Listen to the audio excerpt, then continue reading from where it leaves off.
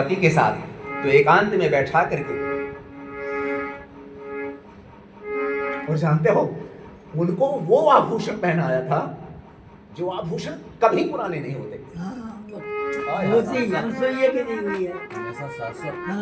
सही बात है। क्या बात, सुना है, पढ़ा है कि नहीं पढ़ा है? झूठ तो नहीं बोल नहीं नहीं सही है। अपनी मर्जी से नहीं नहीं नहीं नहीं रामायण में लिखा नहीं अलसिया के जी। ऐसे ऐसे आभूषण जानकी जी को पहनाए थे, जबकि जानकी जी ने कहा नहीं माँ, मैं आभूषण कैसे पहन सकती हूँ, मैं तो वन में हूँ, अभी तपस्विनी हूँ, मुझे घर से निकाल दिया गया है, हम तो जंगल में आए हैं तपस्या करने के लिए। और ये देखिए ना, हम अपनी जो लाखों करोड़ों की साड़ी और जो हमारे पिताजी ने दी थी सब उतार करके हम ये देखो भगवा कपड़ा पहन के आए वन में, हम तपस्या करने के लिए आए, हम आभूषण यहाँ नहीं पहन सकते। क्या सुंदर अनुसुईया जी ने कहा, बोले सीता तुम जानती हो तुम नारियों की पराकाष्ठा हो, तुम सामान्य नारी नहीं हो। एक ही घर में एक व्रत में। और क्या कहा, जो स्त्री, आजकल स्त्रियां बहुत पूजा पाठ करने लगी, अच्छी बात है करें, लेकिन अपने पति की पूजा करने के बाद करें, नहीं तो सारी पूजा उनकी व्यर्थ है। ये अनुसुईया जी कह रही हैं, मैं नहीं कह रहा हूँ, अनुसुईया माता कहती हैं। सीता सुनो,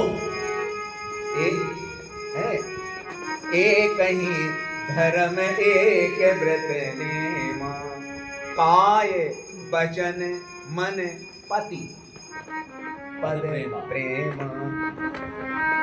अपने पति के चरणों में, क्योंकि अगर वो अपने पति के चरणों में प्रेम नहीं करेगी तो पराये पति की तरफ जाएगी। अगर वो अपने पति से प्रेम नहीं करेगी तो किसी और से करेगी, तो ये व्यभिचार हो जाएगा, ये व्यभिचार हो जाएगा। इसलिए तुम सामान्य नारी नहीं हो, तुम तो जगत की जननी हो, आदि शक्ति हो, माता हो, तुम तो सारे संसार को गौरव प्रदान करने वाली नारी हो। इसलिए तुम्हें बता रही हूँ, फूल माला वाला सब बदल दिए नहीं गोपाल। इसलिए आज आप हमारे दिए हुए इन आभूषणों को धारण करो, इसलिए वो आभूषण पहनाए जो नित्य नूतन है, जो नित्य नूतन है, जो कभी पुराने नहीं होते। वो आभूषण अनुसुईया जी ने माता जानकी जी को पहनाया था। तभी वो आभूषण पहन करके वो पुष्प जब विमान में बैठी थी और रावण ने जब उनका अपहरण किया था, तो वही आभूषण उन्होंने नीचे गिराए थे। और उन्हीं आभूषणों से पहचान हुई थी जटायु जी को। जब जटायु के आश्रम में वो आभूषण गिरे तो जटायु जी ने देखा कि अरे ये आभूषण तो माता जानकी के हैं। आभूषण से ही उनकी पहचान हुई थी। बहुत सुंदर कथाएं हैं। अब कथा करने नहीं आए हैं,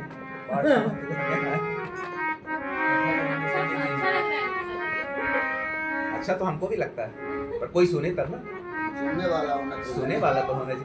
भाई वक्ता किस काम का है? अगर कोई श्रोता न हो तो वक्ता किस काम का है? नाम संकीर्तनम यस्य, यही रामचरितमानस अंत में उत्तरकांड में सारा ज्ञान भर दिया है। और बार बार गोस्वामी जी कहते हैं बस केवल राम के चरणों में प्रेम करो, बस नाम का संकीर्तन करो, एक ही काम करो, बस राम ही गाइए, सुमिर ही गाइए, गाइए राम ही सुमिर ही राम, उन्हीं का गान करो, उन्हीं का स्मरण करो, उन्हीं का नाम लो।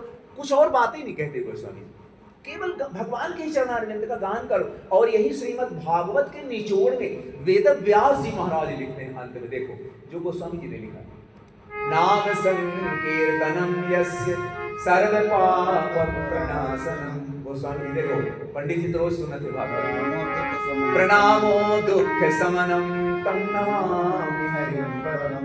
देखो गोस्वामी जी की बात वेद व्यास जी ने अपने श्रीमद् भागवत में लिखा।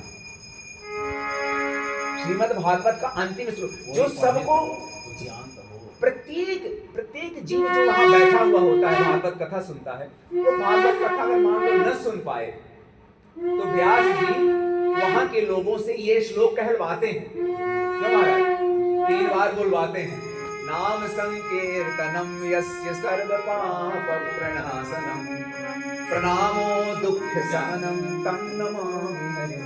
कितनी गजब की बात व्यास जी लिखते हैं, ये गोस्वामी वेद व्यास जी ने।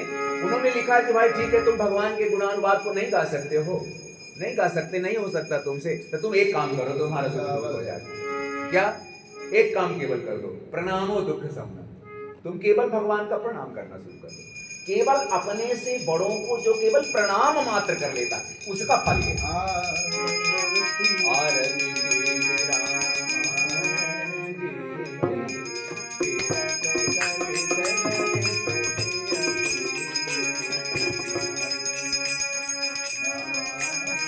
निरत